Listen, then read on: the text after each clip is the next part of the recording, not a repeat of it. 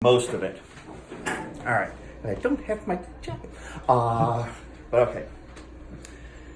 I came out, was in the outfit of the vest and the hat. It said, "My name is Alan Fisher, and I'm going to tell you a story." Ever since the dawn of time, man has sought the thrill that one can only get from games of chance or luck or skill. In days gone by, a tavern game was played by one and all, without the use of glove or stick or net or even ball. Back then, there was no middle class, just lower and elite, with both remaining in their place. No, never did they meet. The lower class worked in the mills, they gambled, drank, and swore. The upper class, as it turns out, did all of that and more. While making pipes, the lower class began to fool around with extra pieces that they had. And soon, a game was found. A game of skill, not luck or chance, that challenged you to be the fastest one at catching this and snapping, as you'll see. These little things were common then. They used them on a scale to figure out an object's weight and make an honest sale. But in this game, you took the weight and dropped it in the tube and tried to catch it underneath, or else you would a rube. To make it that much harder still, they added one more twist. You had to snap before the catch. That's when most people missed. The game caught on with everyone, not just the lower class.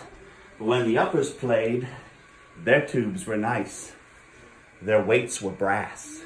They played it in their parlors and wagered just the same as did the lowers in the bars where they did play the game. But soon, a person figured out a way that you could cheat, pretend to drop, snap, fake the catch. The con was oh so sweet. That's when they drilled into the tubes these holes. And as you'll see, that made it quite impossible to fake a victory. Oops. No one's going to lose that. Thanks. Let's see if we get back to the story. To fake a victory.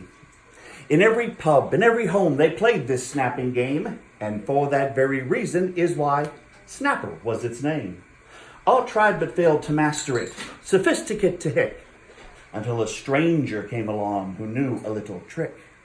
He learned how to manipulate the speed at which things moved by using magic. But of course that never could be proved. The legend claimed that in his right-hand pocket he'd conceal a picture of a wizard's watch that made the magic real. It looked like any other watch a man might carry there, but all the hands were missing, so the watch's face was bare. The magic that the watch possessed was of a special kind. It let him cheat at Snapper. He could rob the suckers blind. 3 circles, counterclockwise, was all he had to do. The spell was cast, the watch went back, because its job was through. For those observing in the room, time never skipped a beat. Inside the tube, however, there occurred a wondrous feat. Time did slow down, so slow in fact, as you can plainly see. The man could snap 12 times or more quite easily. So he would boast he could out-snap the fastest in their town.